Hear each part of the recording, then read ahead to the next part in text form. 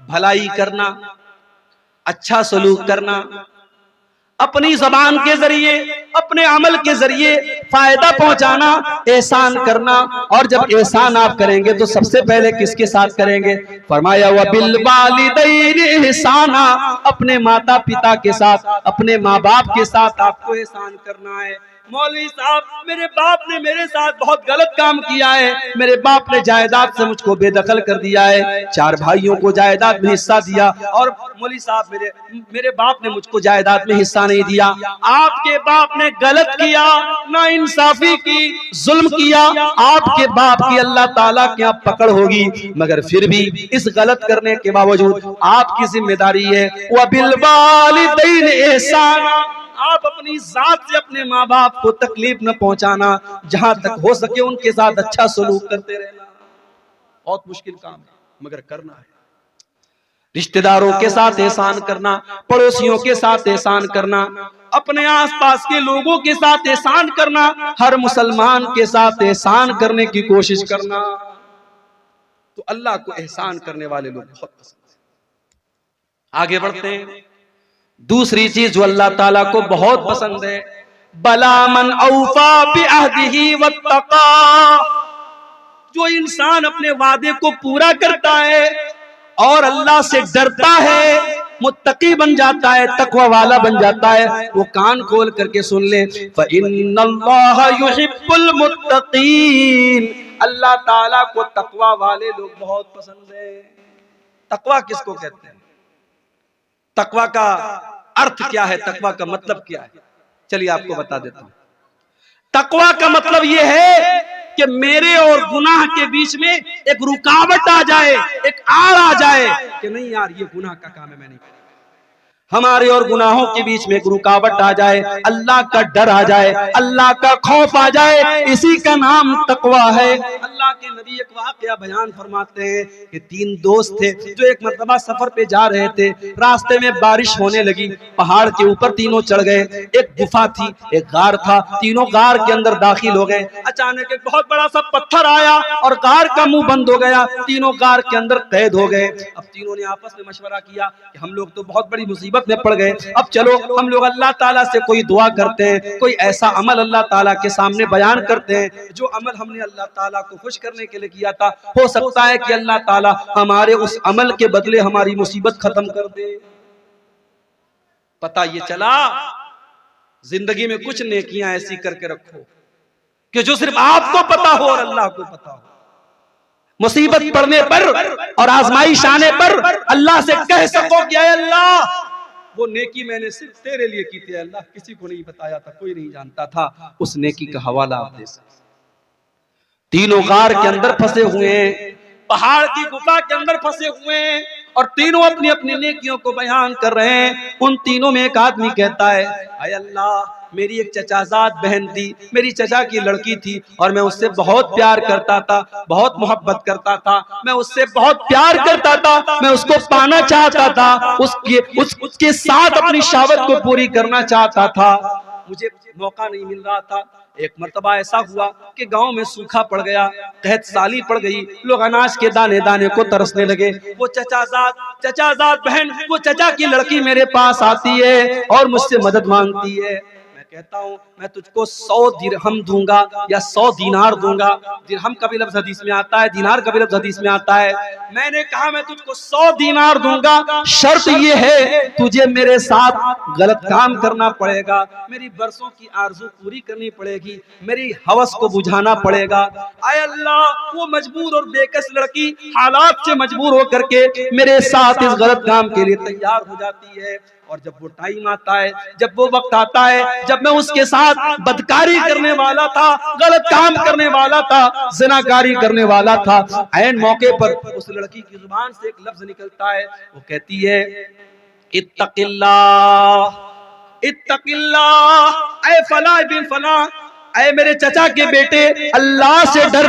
वला तफुज़ल खातम इल्ला बिहक़्क़िही, जिस चीज को तुझे अधिकार नहीं है इस्तेमाल करने का, उस चीज को तू इस्तेमाल न कर। जिस चीज पर तेरा हक नहीं है उस चीज पर तू अपना हक इस्तेमाल न कर। ऐ अल्लाह, जब तेरा नाम मैंने उस लड़की के मुंह से सुना, मैं डर गया, मैंने फौरन अपना इरादा चेंज कर दिया। मैंने उसको पैसा भी दे दिया, मैंने दीनार भी दे दिया और अपने गलत काम से मैंने तौबा कर ली। ऐ अल्लाह, अगर ये सच्चा अमल मैंने तेरे डर से किया है, ऐ अल्लाह हमारी मुसीबत को दूर कर दे। लंबी हदीस है, तीनों ने दुआ की, अल्लाह ताला ने मुसीबत को दूर कर दिया। मेरे प्यारे साथियों, तकवा इसी का नाम है, तकवा इसी का नाम है। हमारे और अल्लाह की नाफरमानी के बीच में और गुनाह के बीच में एक बैरियर आ जाए, एक रुकावट आ जाए, एक दीवार खड़ी हो जाए, उसी दीवार का नाम तकवा है। इसीलिए बहुत बड़े इमाम पैदा हुए हैं, हजरत इमाम तल्क बिन हबीब। इमाम तल्क बिन हबीब कहते हैं तकवा का मतलब और तकवा का अर्थ बताते हुए कहते हैं कि तकवा ये है कि तुम कोई नेकी का काम करो, अल्लाह ताला की रोशनी में करो, अल्लाह की रोशनी में तुम नेकी का काम करो और अल्लाह के डर से, अल्लाह को राजी करने के लिए करो। और किसी गुनाह से बचो तो अल्लाह के डर से बचो और अल्लाह की तरफ से रोशनी में, अल्लाह की रोशनी में उस गुनाह से बच जाओ। और हजरत अबू हुरैरा और बाज़ रिवायात में हजरत उमर का नाम आता है कि हजरत उमर फारूक ने हजरत उबई बिन काब से पूछा था कि ए उबई बिन काब, तकवा किस चीज का नाम है? हजरत उबई बिन काब भी सहाबी हैं, हजरत उमर भी सहाबी हैं, सहाबी से पूछ रहे हैं कि तकवा किस चीज का नाम है। हजरत उबई बिन काब कहते हैं, ऐ अमीरुल मोमिनीन, हल मररत बितरीक़िन ज़ाति शौकतिन, क्या आप कभी ऐसे रास्ते से गुजरे हैं जहां दोनों तरफ कांटेदार झाड़ी हो, जहां दोनों तरफ कांटेदार रास्ता हो? हजरत उमर ने कहा कि हाँ, ऐसे रास्ते से मैं गुजरा हूं। हजरत उबई बिन काब ने कहा, ऐसे रास्ते से अगर आप गुजरेंगे तो कैसे गुजरेंगे? हजरत उमर ने कहा, ओ शम्मिरु अन सौबी, अपना कपड़ा समेट लूंगा, अपने दामन को बचा लूंगा और संभाल करके कदम रखूंगा ताकि कहीं कोई कांटा मुझे चुभ न जाए। कहा अमीरुल मोमिनीन, यही तो तकवा है, यही तो अल्लाह का डर है। चारों तरफ शैतान के बिछे हुए कांटे, ख्वाहिशात के कांटे, इच्छाओं के कांटे, शैतान ने चारों तरफ कांटे बिछा दिए और इन कांटों से अल्लाह के दीन पर बचते हुए चलते चले जाना, इसी का नाम तकवा है। मेरे प्यारे साथियों, दीन के ऊपर चलना आज के दौर में आसान काम तो नहीं है। आप दीन पर चलेंगे, दुनिया आपका मजाक भी उड़ाएगी, आपके माँ बाप भी आपके खिलाफ हो जाएंगी, आपकी बीवी भी आपको ताना मारेगी, आपके समाज में भी आपको लोग बहुत बुरा भला कहेंगे, मगर आपको तकवा के रास्ते पर चलते चले जाना है। जो सही है, जो अल्लाह की नजर में बेहतर है, जो अच्छा है, हमें वही काम करते चले जाना है। अरे पब्लिक को खुश करने के चक्कर में न पड़ो, पब्लिक तो कभी आपसे खुश नहीं होगी, लोग तो कभी आपसे खुश नहीं होंगे। जब आप मर जाएंगे, जब आपका इंतकाल हो जाएगा, आपकी कब्र पे जब लोग मिट्टी देने आएंगे, लोग कहेंगे यार बड़ा अच्छा इंसान था, बड़ा नेक इंसान था। लोग आपकी तारीफ आपकी जिंदगी में बहुत मुश्किल से करेंगे। मेरे प्यारे साथियों, लोगों को खुश करने के चक्कर में न पड़ना, अल्लाह को खुश करने के चक्कर में पड़ना। इसीलिए एक मर्तबा हजरत मुआविया रजी अल्लाह ताला अन्हु ने हजरत आयशा को खत लिखा और कहा कि ऐ अम्मा आयशा, मुझे कोई मुख्तसर सी नसीहत कर दीजिए जो मेरे काम आए। तो हजरत आयशा ने अल्लाह के प्यारे नबी की हदीस लिख करके भेज दी। कहा है अमीर मुआविया, मैंने अल्लाह के प्यारे नबी को ये फरमाते हुए सुना है, मनिल तमसा रिदल्लाहि फी सखतिन नास, जो इंसान अल्लाह ताला को राजी करता है, लोगों को नाराज करके अल्लाह को राजी कर लेता है, अल्लाह को खुश कर लेता है, ऐसे इंसान के लिए अल्लाह ताला काफी हो जाता है, अल्लाह उसकी मदद करता है। व मनिल तमसा सखत अल्लाहि बिरिज़न नास, और जो अल्लाह को नाराज करके लोगों को खुश करने के चक्कर में पड़ जाता है, अल्लाह ऐसे बंदे से रूठ जाता है और अल्लाह उसको लोगों के हवाले कर देता है। तो तकवा ये है मेरे प्यारे साथ, लोगों की परवाह मत करो, अल्लाह की परवाह करो, अल्लाह का डर हमारे दिल में पैदा हो जाए, इसी का नाम तकवा है। और अल्लाह को मुत्तकी लोग बहुत पसंद है।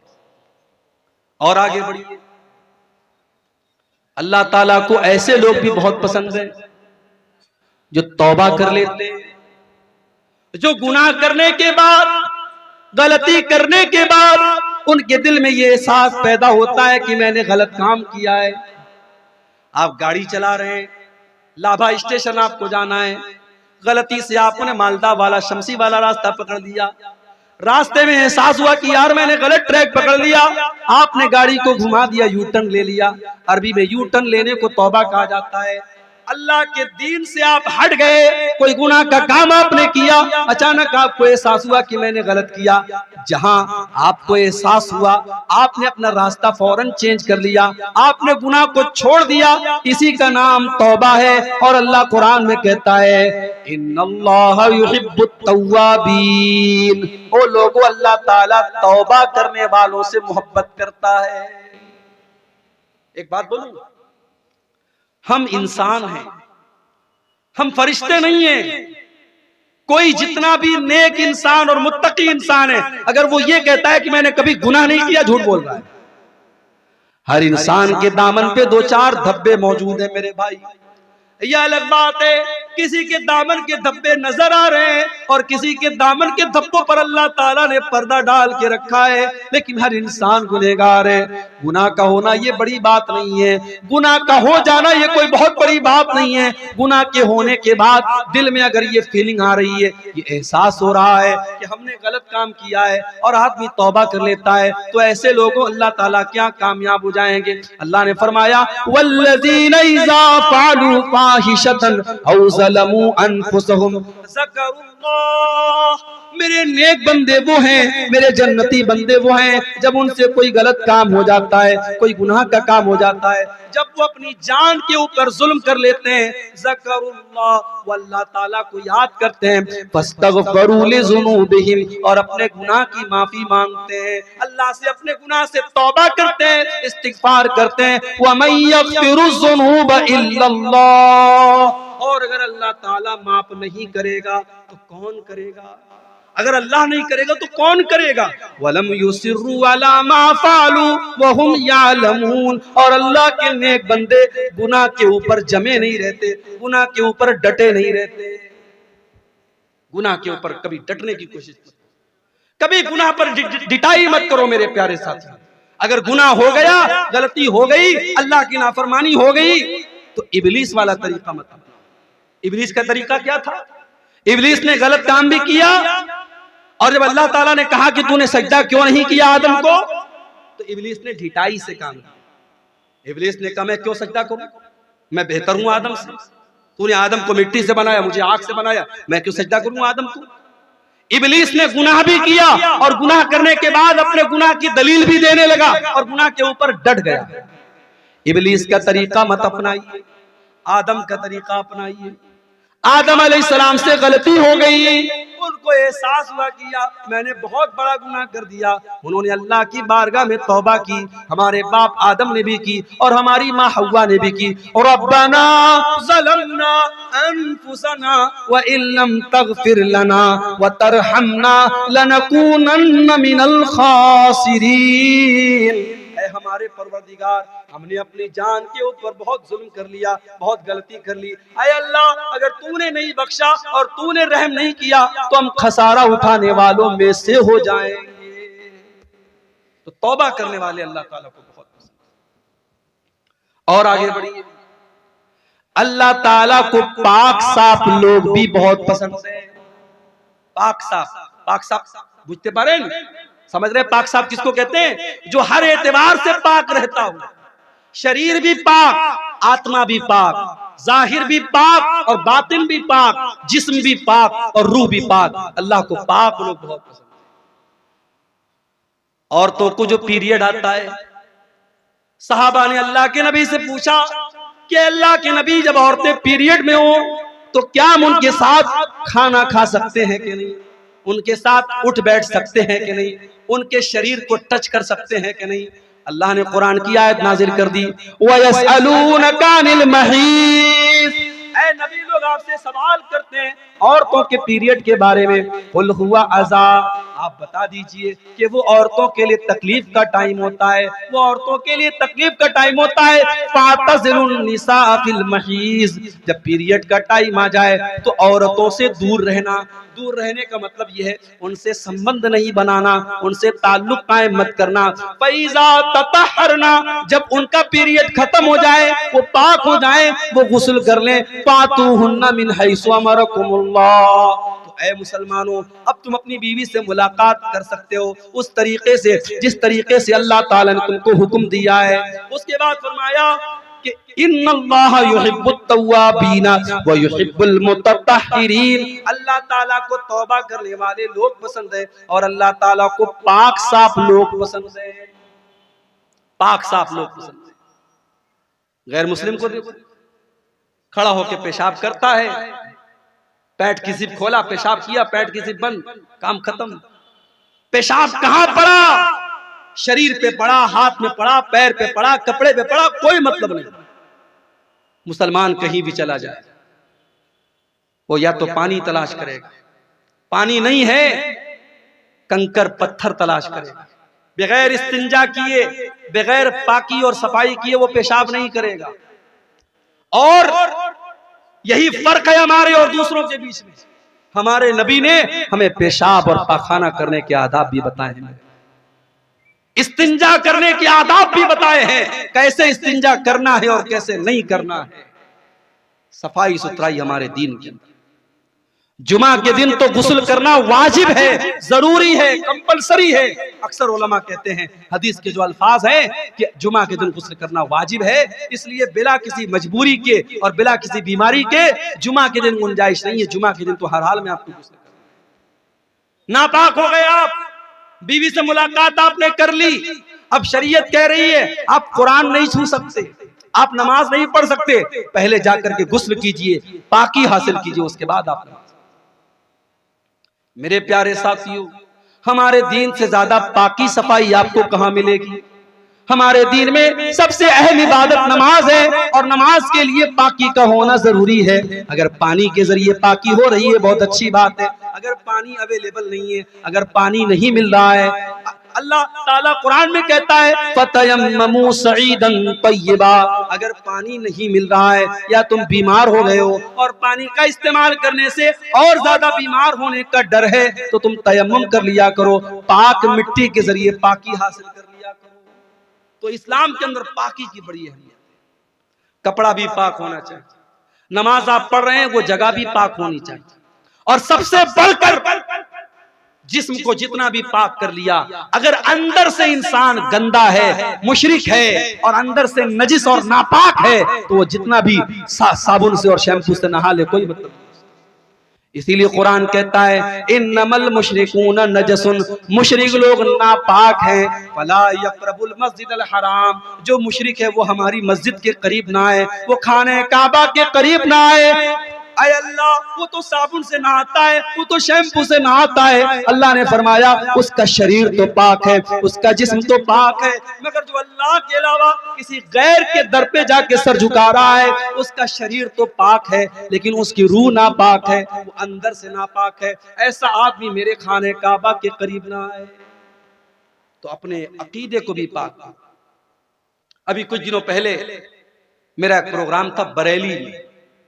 बरेली यूपी के अंदर एक जगह है और वहां की दो चीजें बड़ी मशहूर है। एक तो बरेली का पागल खाना बहुत मशहूर है और दूसरे बरेली का के अंदर एक दरगाह है।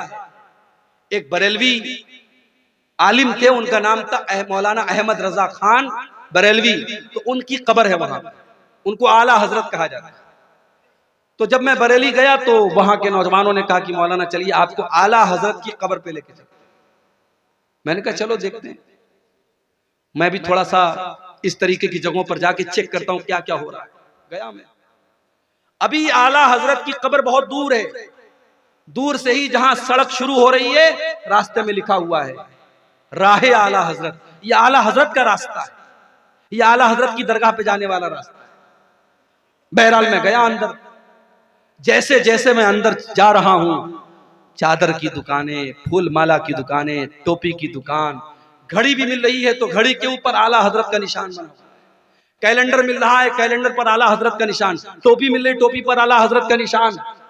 जब मैं कब्र के पास पहुंचा, या मजार कह लीजिए, मजार के पास पहुंचा तो देखा कि एक तरफ मर्दों की भीड़ है, एक तरफ औरतों की भीड़ है, अंदर लोग जा रहे हैं और अंदर जाने के बाद लोग ऐसे हाथ माथ के, जैसे हम नमाज में खड़े होते कब्र के पास खड़े हो रहे हैं और आला हजरत से जो है दुआ मांग रहे हैं। उसके बाद पीछे पैर वापस आ रहे हैं, सोचो मेरे भाई, मस्जिद में आदमी जाता है तो सीधे सीधे जाता है, सीधे सीधे चल के आता है, मगर किसी बुजुर्ग की कब्र पे जा रहा है, उसकी इतनी इज्जत कर रहा है, उसका इतना एहतराम कर रहा है कि सीधे अगर जा रहा है तो फिर उल्टे उधर पीट करके नहीं आता है, बल्कि वैसे ही लौटता है ताकि बुजुर्ग की बेहुरमती न हो जाए, उनकी बेइज्जती न हो जाए।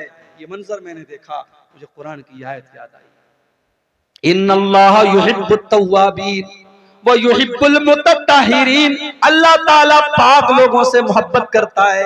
मेरे प्यारे साथियों, जो इंसान अल्लाह के अलावा किसी कब्र पे जाके सर झुकाता है, किसी दरगाह पे जाके सर झुकाता है, किसी पेड़ के पास जाके सर झुकाता है, किसी पत्थर के बुत के आगे सर झुका रहा है, वो जितना भी परफ्यूम से नहा ले, वो खुशबू में बसा ले, वो नहा ले, वो गुस्ल कर ले, वो नापाक ही रहेगा, वो पाक नहीं हो सकता है। अल्लाह क्या पाक वो है जिसका दिल पाक हो, जिसका अकीदा पाक हो, जिसके दिल में ईमान हो, जिसके दिल में तौहीद हो। और पाक होने का एक और मतलब भी समझ लो मेरे प्यारे साथियों, आपका दिल भी पाक होना चाहिए। आपके दिल में किसी मुसलमान भाई के लिए कीना कपट नहीं होना चाहिए, किसी मुसलमान भाई के लिए छल कपट नहीं होना चाहिए, किसी मुसलमान भाई के लिए धोखाधड़ी नहीं होनी चाहिए।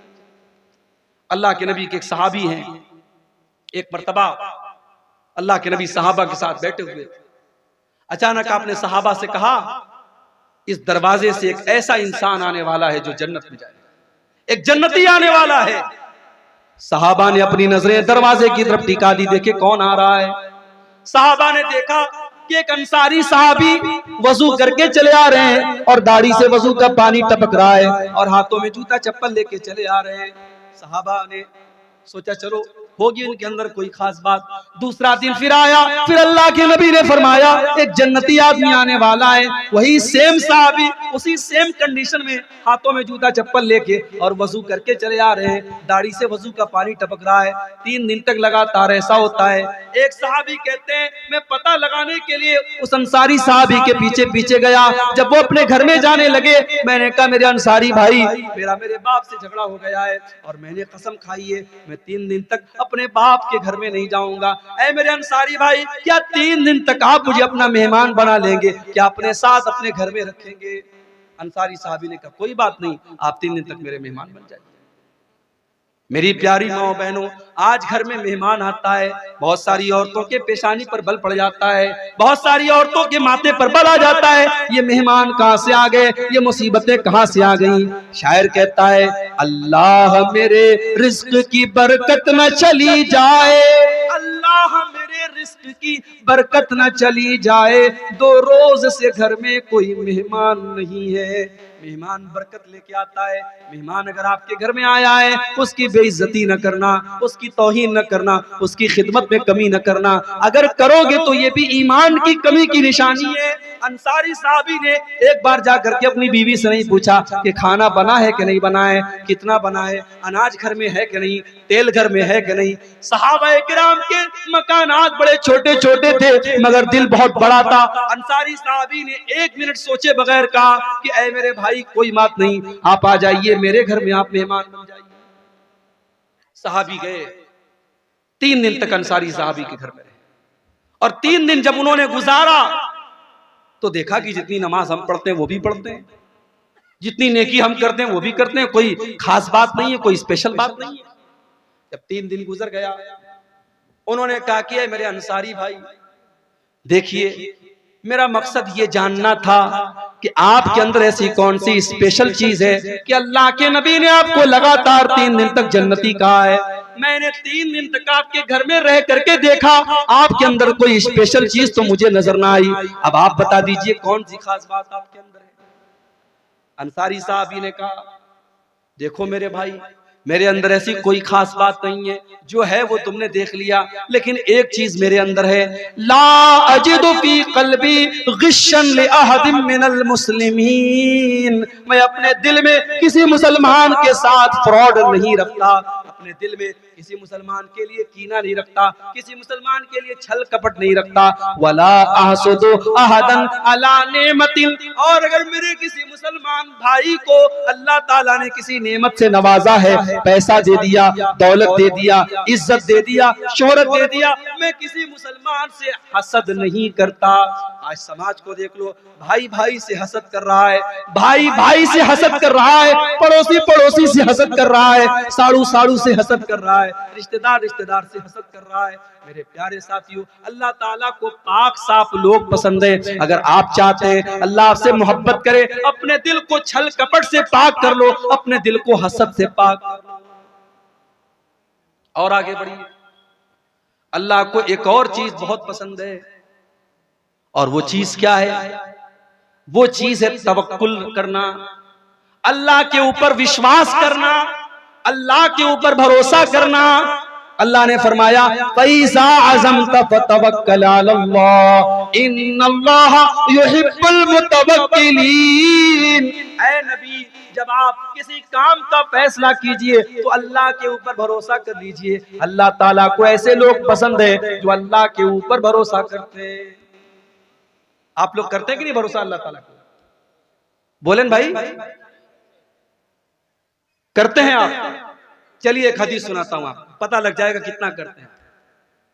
बुखारी शरीफ की रिवायत है, अल्लाह के नबी कहते हैं कि मुझे दिखाया गया मेरी उम्मत का मंजर। मैंने आसमान में देखा, बहुत बड़ी भीड़ मुझे नजर आई। मैंने समझा ये मेरी उम्मत के लोग हैं। मुझे बताया गया कि ये मूसा अलैहिस्सलाम की कौम के लोग। फिर उसके बाद मैंने और देखा, आसमान के ऊपर चारों तरफ मुझे आदमी ही आदमी नजर आ रहे हैं, इंसान ही इंसान नजर आ रहे हैं। मैंने पूछा ये कौन लोग हैं? जवाब मिला ये आपकी उम्मत के लोग, ये आपकी उम्मत के लोग हैं, ये मुसलमान लोग हैं। और ये जितनी भीड़ आपको नजर आ रही है, इसमें 70,000 ऐसे लोग हैं जो बगैर हिसाब के और बगैर अजाब के जन्नत में जाएंगे। उनसे कोई हिसाब नहीं लिया जाएगा, उनको 1 मिनट के लिए अजाब भी नहीं दिया जाएगा, उनको डायरेक्ट जन्नत में डाला जाएगा। इतना बयान किया, अल्लाह के नबी ने चले गए। अब सहाबे किराम आपस में चर्चा करने लगे, डिबेट करने लगे, बहस करने लगे, गुफ्तगू करने लगे कि वो 70,000 कौन लोग होंगे जो बगैर हिसाब के और बगैर अजाब के डायरेक्ट जन्नत में जाएंगे। कुछ सहाबा ने कहा ये वो लोग होंगे जो ईमान की हालत में पैदा हुए, जिन्होंने जिंदगी में कभी शिर्क नहीं किया। सहाबा ने सोचा हम लोग तो पहले शिर्क करते थे, पहले गुनाह का काम करते थे, हम तो नहीं हो सकते, हमारी आने वाली नस्लें हो सकती हैं, हमारी औलाद हो सकती है। कुछ सहाबा ने कहा कि नहीं नहीं, ये वो लोग हैं जो अल्लाह के नबी के सहाबी हैं, जो अल्लाह के नबी के साथी हैं, जिन्होंने नबी का साथ दिया है। सहाबे किराम अपने अपने विचार को पेश करने लगे। इतने में अल्लाह के नबी वापस निकले। आपने पूछा क्या बात है, किस बात पर इतनी बहस हो रही है, आप लोगों की चर्चा का विषय क्या है? सहाबा ने कहा अल्लाह के नबी, अभी आपने बयान किया 70,000 मुसलमान जन्नत में डायरेक्ट जाएंगे बगैर हिसाब के, बगैर अजाब के। अल्लाह के नबी, हम जानना चाहते हैं वो कौन लोग हैं। आपने फरमाया 70,000 बगैर हिसाब के जन्नत में जाने वालों के अंदर 4 क्वालिटी होगी, 4 चीजें होंगी। हुमुल्लज़ीना ला यस्तरकून वला यक्तबून वला यततय्यरून व अला रब्बिहिम यतवक्कलून। उनके अंदर 4 चीजें होंगी। पहली चीज, वो झाड़ फूक नहीं करवाते हैं। झाड़ फूक, दुआ पढ़ करके झाड़ फूक करना, दुआ पढ़ के किसी को फूकना, दम करना, इसको झाड़ फूक बोलते हैं। अब झाड़ फूक 2 तरह का होता है, एक सही एक गलत। सही क्या है? कुरान की आयतों को पढ़ के दम करना, नबी की सिखाई गई दुआओं को पढ़ के दम करना, ये सही है। गलत क्या है? कुछ अता पता नहीं उल्टी सीधी चीजें पढ़ के दम करना, कोई अंतर मंतर जंतर तंत्र मंत्र पढ़ के दम करना, ये गलत है। और आज बहुत सारे ढोंगी लोग हैं मार्केट के अंदर। बच्चे को नजर लग गई, हमारे गांव की औरतें जाती हैं, पता है उस इंसान के पास कोई नॉलेज नहीं है, कोई इल्म नहीं है, ढोंगी एक नंबर का है, नाटकबाज एक नंबर का है।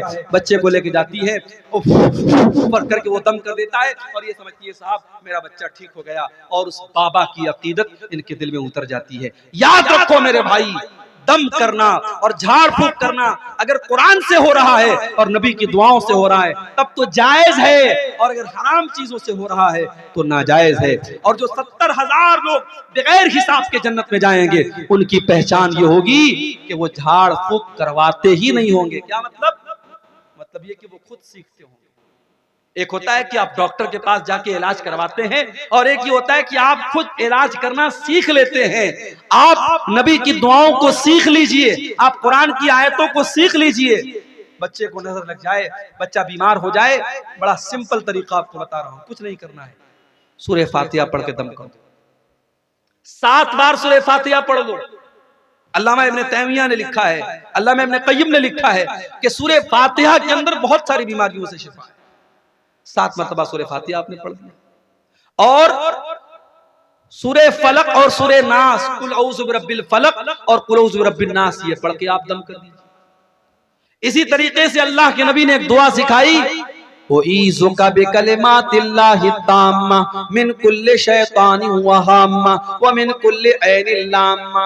ऐ मेरे बच्चे, मैं तुझको अल्लाह की पनाह में दे रहा हूँ हर शैतान से, हर मुसीबत से और हर बुरी नजर से। ये दुआ पढ़ के दम कर दो, बच्चे को कोई नजर नहीं लगेगी, नजर लगी होगी तो बच्चा ठीक हो जाएगा। अब आज के दौर में चूंकि फास्ट फूड का जमाना है, हर इंसान को रेडीमेड चीजें चाहिए, तो हम क्या करते हैं, हम दुआओं को सीखते नहीं हैं, हम मौलवी साहब से जाके दम करवाते हैं। अल्लाह के नबी ने फरमाया अगर बगैर हिसाब के जन्नत में जाना है तो झाड़ फूक करवाना मत सीखो, करना सीखो। बच्चा बीमार है, बीवी बीमार है, बेटी बीमार है, खुद पढ़ के दम कर लो, दूसरे से कराने की नौबत ना आए। ये पहली पहचान है। और दूसरी पहचान, वला यक्तमून, और अपने बदन को दगवाते नहीं है। पहले के दौर में इलाज का एक तरीका था कि जहां जख्म होता था वहां पे आग से उसको दाग देते थे, आग के जरिए उसको दाग करके इलाज करते थे। जायज है मगर बेहतर नहीं है। अल्लाह के नबी ने कहा 70,000 जो बगैर हिसाब के जन्नत में जाएंगे वो अपने बदन को दगवाते नहीं है। वला यततय्यरून, और वो किसी चीज से बदशुगुनी नहीं लेते, किसी चीज को मनहूस नहीं समझते। जैसे बाज लोग क्या होते हैं, 3 तारीख को शादी नहीं करते, 13 तारीख को शादी नहीं करते, 23 तारीख को शादी नहीं करते। बाज लोग मुहर्रम में शादी नहीं करते।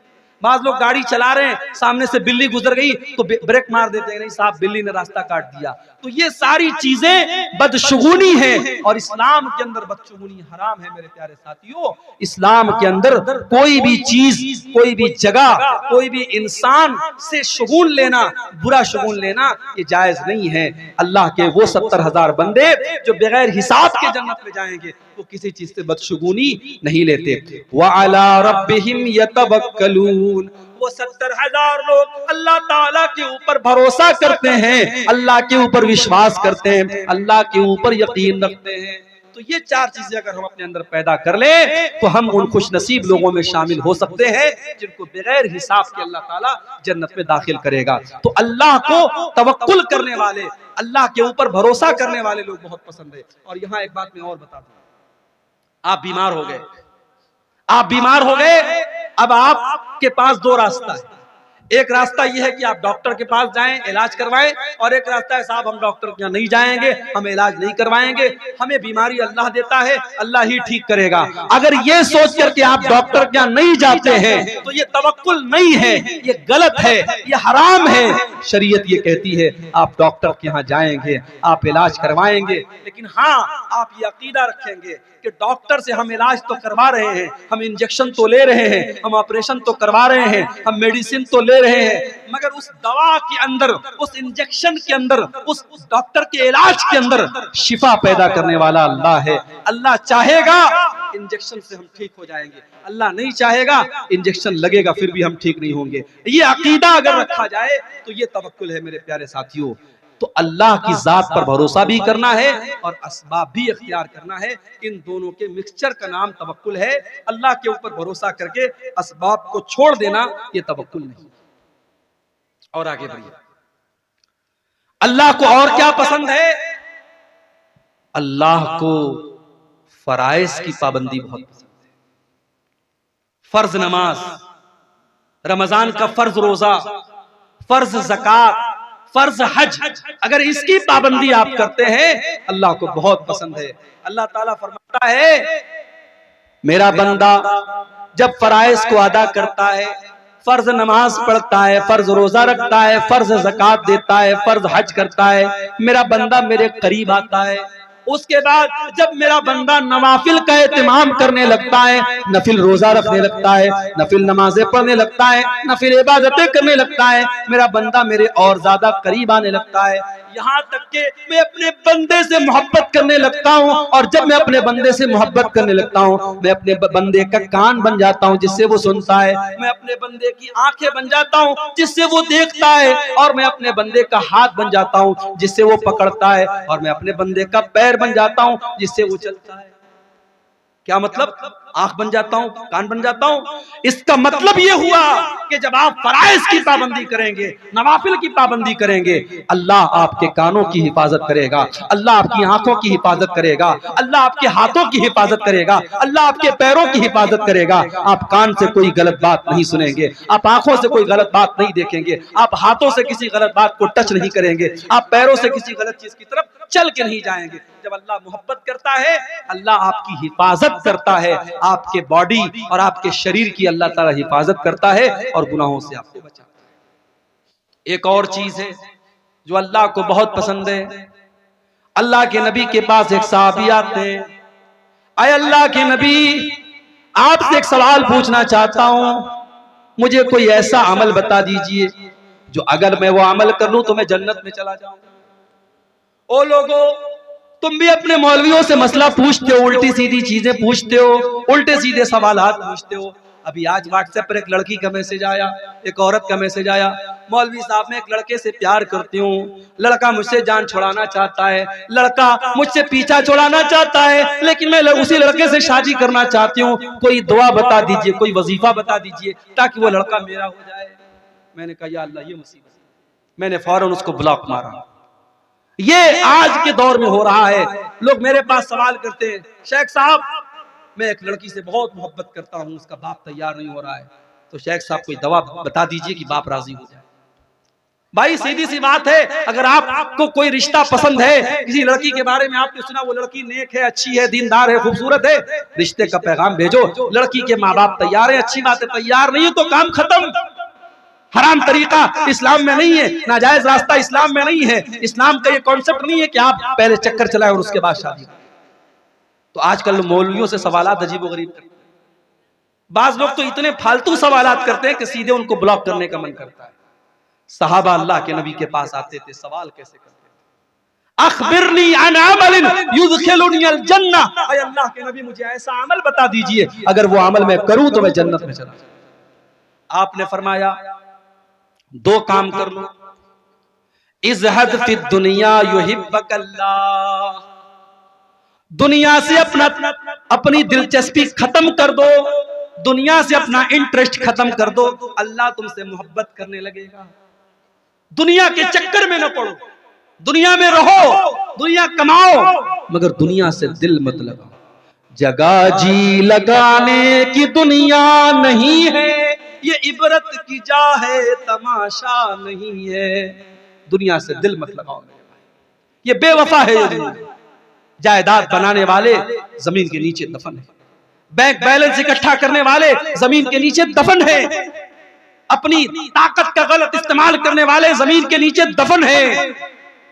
दुनिया से अपना इंटरेस्ट खत्म कर दो, जैसे हमारे नबी ने। हमारे नबी कैसे रहते थे दुनिया में?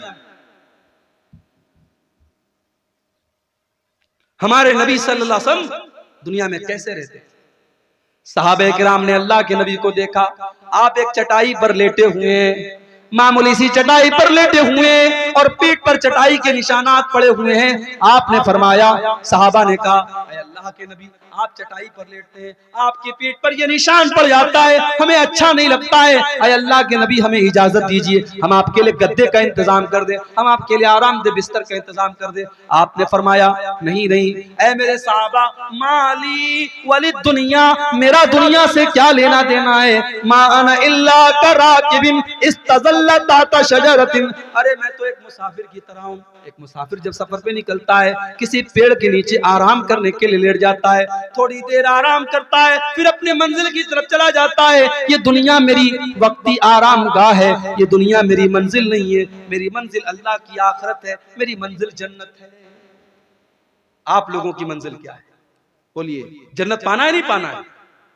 ये इतना बड़ा प्रोग्राम हुआ, ये आपको जन्नत में लेके जाने के लिए इंतजाम किया। यहाँ पे आपने जो दान खैरात चंदा दिया है, वो इंशाअल्लाह वो आपके गुनाहों का कफ्फारा और आपको जन्नत में लेके जाने का जरिया बनेगा। आइए, रात का आखिरी टाइम है, जाते जाते अपनी माँ बहनों से भी कहना चाहूंगा, आपसे भी कहना चाहूंगा, जाते जाते अपनी जन्नत की तैयारी करके जाइए, इदारे के लिए ताउन करते हुए जाइए मेरे भाइयों। और मैं सबके लिए दुआ करता हूँ, अल्लाह जो भी इस इदारे को ताउन करके जाए, अल्लाह सबकी मग़फ़िरत फरमाए और सबको जन्नत का हकदार बनाए। तो अल्लाह के नबी ने फरमाया, अगर तुम ये चाहते हो कि अल्लाह तुमसे मोहब्बत करे तो दुनिया से बेरग़बत हो जाओ, दुनिया से अपना इंटरेस्ट खत्म कर लो। और अगर ये चाहते हो कि लोग मुझसे मोहब्बत करें तो लोगों से बेपरवाह हो जाओ, लालच मत करो, लोगों के हाथ और लोगों के पैसे की तरफ नजर मत डालो, लोगों से अपने आप को बेनियाज कर लो, लोग तुमसे मोहब्बत करने लगेंगे। लोग लालची लोगों से लोग मोहब्बत नहीं करते, लोग खुददार लोगों से मोहब्बत करते हैं। तो ये राज बताया अल्लाह के नबी ने। और एक आखिरी चीज बयान कर रहा हूं, मैं समझ रहा हूं कि आपका सब्र और रात का आखिरी टाइम है, सब्र और बर्दाश्त की इंतहा हो रही है, काफी देर से आप किताब सुन रहे हैं। एक आखिरी चीज बयान करके बात खत्म करता हूं। अल्लाह ताला को ऐसे लोग भी बहुत पसंद है मेरे प्यारे साथियों, जो अल्लाह की राह में जिहाद करते हैं, जो मौका पड़ने पर अल्लाह की राह में अपना सब कुछ कुर्बान कर देते हैं। अल्लाह ने फरमाया सूरह सफ के अंदर कुरान के 28वें पारे में, इन्नल्लाहा युहिब्बुल लज़ीना युक़ातिलूना सफ़्फ़न कअन्नहुम बुनियानुम मरसूस। अल्लाह ताला उन लोगों से मोहब्बत करता है जो अल्लाह की राह में। साहिल आलम साहब ने ये 500 रुपये का चंदा दिया है, अल्लाह इनके इस चंदे को कबूल फरमाए, अल्लाह इनकी दुनिया और आखिरत में इनको कामयाब करे। मेरे प्यारे साथियों, आइए और जाते जाते इस इदारे को ताउन करके जाइए, अल्लाह आपके चंदे को, आपके दान को कबूल फरमाए। अल्लाह ताला को वो लोग पसंद हैं जो अपनी जान, अपना माल, अपना टाइम अल्लाह की राह में कुर्बान करते हैं। अगर आप अल्लाह की राह में कुछ कुर्बान नहीं करते तो कम से कम दिल में ये तमन्ना रखो, अगर मौका पड़ा तो हम जान कुर्बान कर देंगे। अल्लाह के नबी फरमाते हैं, लवदित्तु अन उक़्तला फी सबीलिल्लाह, मेरी तमन्ना है, मेरी आरज़ू है कि मैं अल्लाह की राह में कत्ल कर दिया जाऊं, सुम्मा उहया, और फिर अल्लाह मुझे दोबारा जिंदगी दे, सुम्मा उक़्तल, और फिर मैं कत्ल कर दिया जाऊं, बार बार मैं कत्ल किया जाऊं और बार बार मुझे जिंदा किया जाए। ये शीश मोहम्मद भाई ने 500 रुपए का ताउन पेश किया है, अल्लाह इनके चंदे को भी कबूल फरमाए। मेरे प्यारे साथियों, अल्लाह के नबी सल्लल्लाहु अलैहि वसल्लम तमन्ना कर रहे हैं, क्या हमारे दिल में ये तमन्ना है, क्या हमारे दिल में ये आरजू है? आइए ये तड़प और ये आरजू भी हम अपने अंदर पैदा करें, अल्लाह के दीन के लिए, अल्लाह की रजा के लिए। हमसे सद्दाम हुसैन भाई ने 500 रुपए का ताउन पेश किया है, अल्लाह इनके चंदे को भी कबूल फरमाए। मेरे प्यारे साथियों, अल्लाह के दीन के लिए कुर्बानी करने का जज्बा पैदा कीजिए। ये जज्बा भी बहुत बड़ी चीज है, आप कुछ नहीं करते, अगर ये जज्बा